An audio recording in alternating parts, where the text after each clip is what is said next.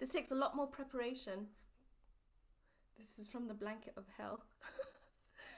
This takes a lot more preparation trying to make myself look decent as opposed to looking like a rat and recording on the podcast. But I thought I would, make a visual, visual, as well as the audio ting. Right, let's see how this goes. I think it's working. I've just got to be like a bit closer. How awkward turtle. Oh my god, I don't really like this video. Okay, so I thought, you know what, like I've got wet hair. As rustic as my podcast is, I'd like the videos to be the same. Obviously, I've made some form of effort. I've put some makeup on. I've also tried to like angle it so like the video, like the window, although it'd be better if I was like facing this way, but we need the background to be aesthetic and the lighting to be okay. So I'm nearing the end of my isolation. Tomorrow is my last day. Tomorrow's Sunday. And basically, in a nutshell, I got the Rona. It's crazy because I think what it was, right? Because I recognized it was being really blown up out of proportion, and there was like a sense of fear where I was like, this just doesn't seem rational. Like, I get we need to pay attention to what's going on, but the amount that it was being blown out of proportion made me sense like something was up. And so then I defaulted to thinking, this shit ain't real. The shit is real. I know this because I got it. And I could actually, I can let you know my experience of what it was like for me to have the Rona. So I'm 29. I'm relatively healthy. I'm like pescatarian, vegetarian. I have a lot of vegetables. I do love my pastries and sweets and stuff, but generally, and I go for really long walks. Like if I don't run, which I haven't ran for a very long time, I go for really long, extensive walks. So I do have some form of activity in my life, and I did do yoga very often about 6 to 9 months ago, but like when the lockdown hit, I was like, maybe it's not saying that I can't afford it. I didn't prioritize the gym and a yoga studio to where I wanted my finances to go. I wanted to save money. When I say save, I mean like London standards. Like I still want to have coffees every day-ish. Trying not to. Just to save a little bit of money. So then I kind of like reeled in all my other expenses to try and be a responsible adult, even though I still feel like a 19-year-old. It's kind of crazy. This is what I mean by like my massive notebook. It just helps me think a bit better. This is really challenging, doing a video at the same time. Where shall we start? I feel like I was leading into a burnout / depression, or maybe it's the same thing. It could have been a combination of the lack of going into winter, so the lack of sun, the lack of vitamin D. It could have been a combination of being extremely isolated because all my family is not in London currently, whereas I'm always used to being with and around people when I choose to be, but this time like I would come home and I'd be alone. And yeah, so that was maybe there's a few different factors playing into this to like maybe the symptoms I had or didn't have. So the way the coronavirus works, it comes in like clusters is what I googled, and generally you're supposed, like what I had, I felt really icky. I just felt like don't feel so good, feel a bit under the weather, quite lethargic, feel like a blasting headache is coming on, and I was just kind of like, sitting at the table at work. And then that evening, my boss came to me and was like, I think you need to go home. And I was like, she's like, how'd you feel? And I was like, listen, I know what's going on, right?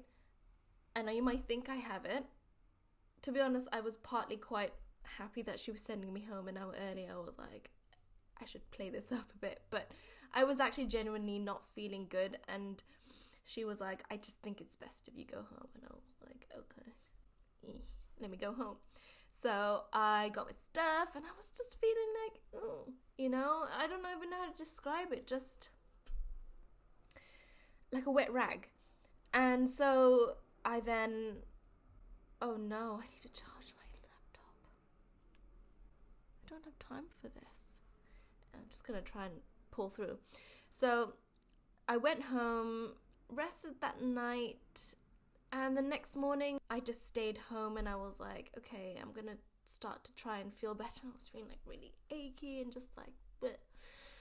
The next day, my colleague started feeling really unwell, and he also went home, and he's a responsible one. So the next day he was like, I'm gonna go get tested, and I was like, okay, I'm gonna get tested.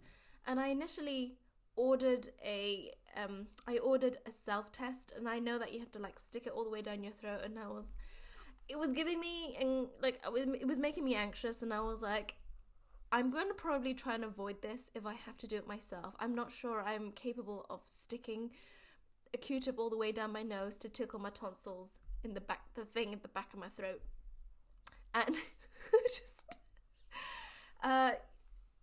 yeah, so then I was like, okay, I'm going to do a walkthrough. So I called up and was like, can I organize a walkthrough? It was super easy. Now, I don't know why, like, everyone doesn't do it. Like, just do it. So I called up and was like, I can't have a drive-through because I don't have a car. Can I have a walkthrough? And so the lady found one, you know, nearest my postcode and booked me in for like 2 hours later. So I then walked 14 minutes to my testing area, just being really careful this time. I was like, I don't know if it's real, if it's not real, but I'm just gonna be careful in case. And I'm gonna probably, like, I was doing this anyways, just wearing my scarf just in case. Anything, you never know, you know, better safe than sorry.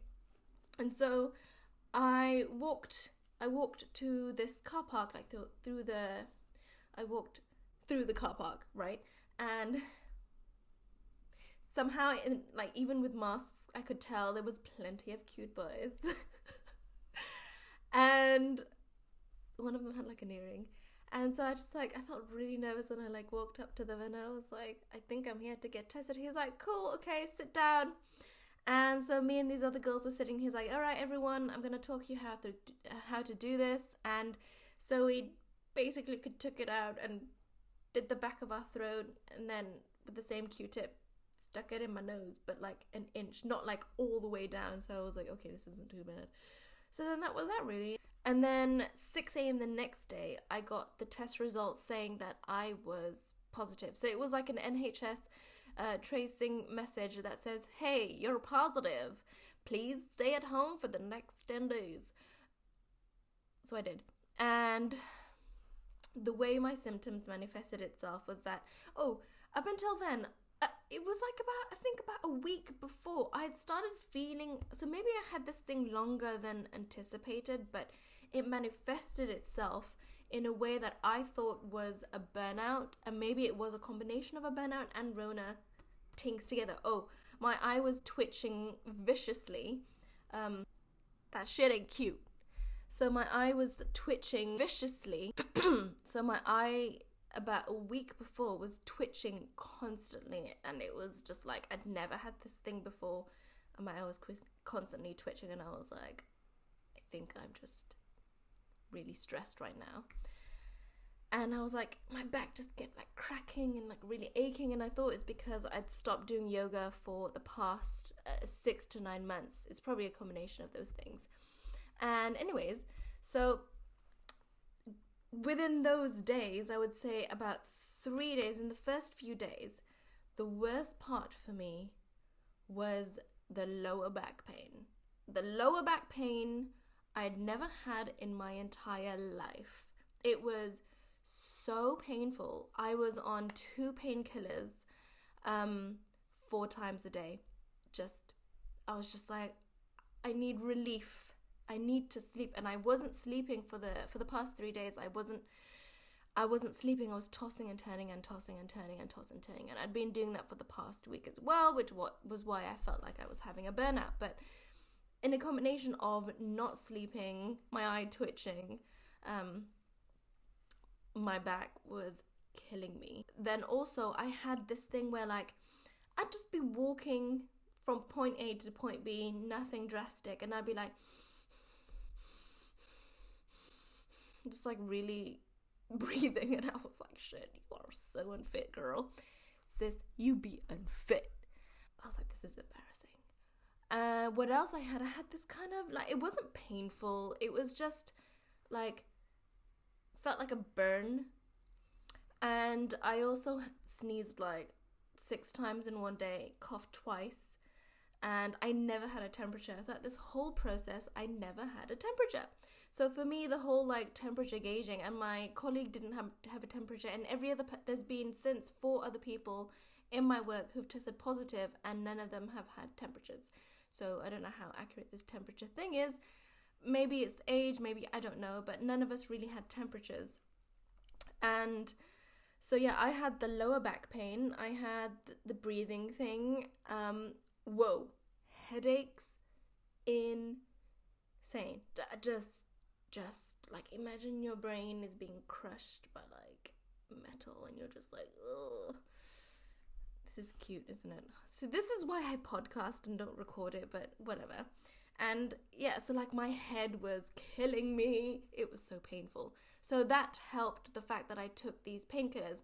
It was just because I know that you can't take there's something else you can't take if you have the Rona. So I took ibuprofen, and so these Panadols Actifast had ibuprofen, which helped my back and helped my head at the same time. So in combination of those, I just had extreme lethargy. But the worst part was like my lower back and my mind-blasting headache. About 4 days into it, until now, I've lost my sense of smell and my taste. So like one day I was eating cashews, and then I was having avocado and toast, and then I had my hot cocoa, and I was like, do you know when you like eat certain things and you have like this feeling, like you get emotions from when like you eat, you know? I didn't feel anything, and I was like, that's really weird. And I was like, I can't taste anything. And the way that I could describe it is, if you're looking at a monochromatic picture, a black and white picture, and you're trying with all your might to see colors from it. Ooh, my time is grumbling. Having eaten breakfast, and it is 1:23. And you're trying with all your might to see colors from this picture. I couldn't taste anything, and I couldn't smell anything, and it was the strangest thing, just like nothing. Ooh, it's raining outside. It was like the strangest feeling not to be able to taste anything. And then I realized, I was like, I have no desire to eat, really. And maybe it was a good thing, because I'm at home, not really moving. So maybe it was a good thing that I didn't really want to eat.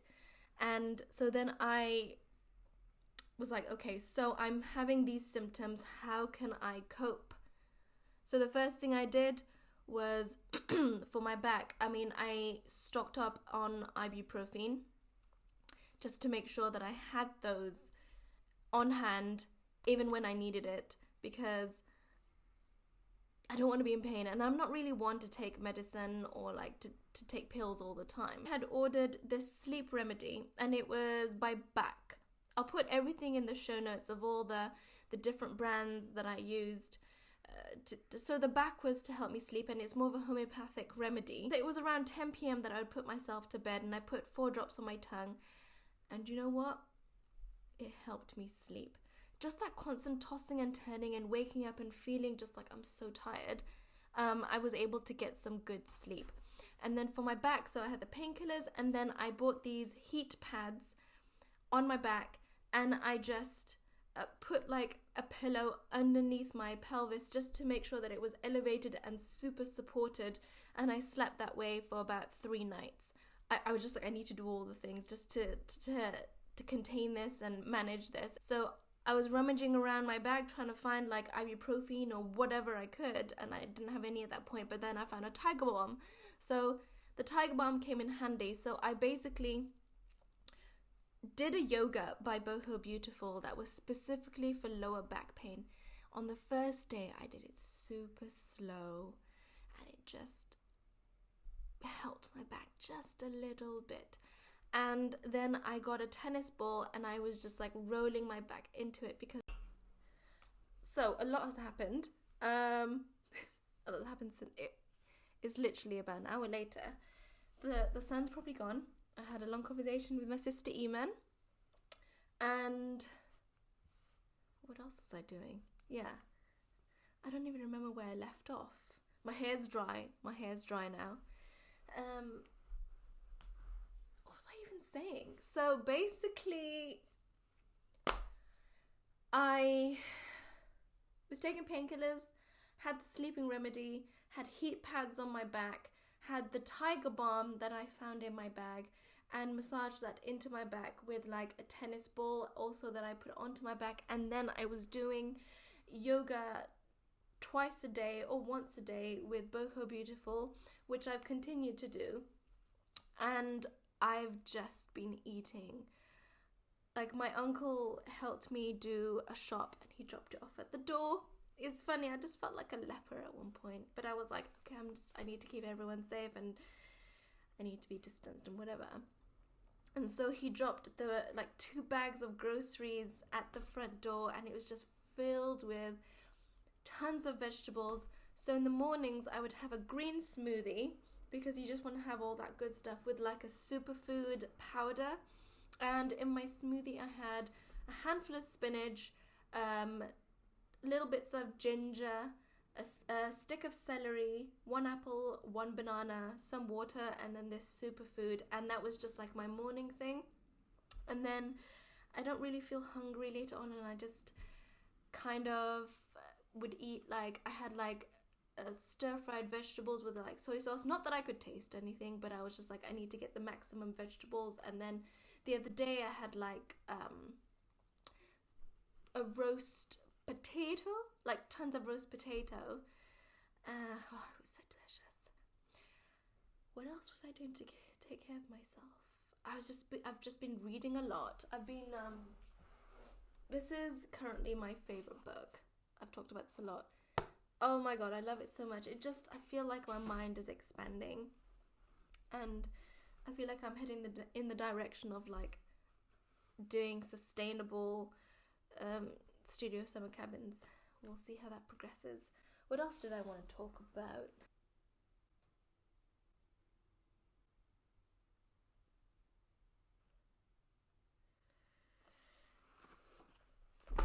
Yeah, so that's it really.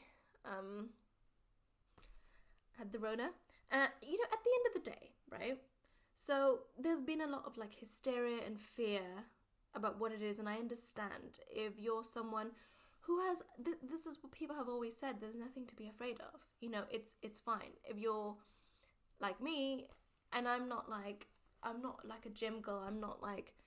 I'm active, and I got through it. I'm fine. It's just like I've had worse sicknesses.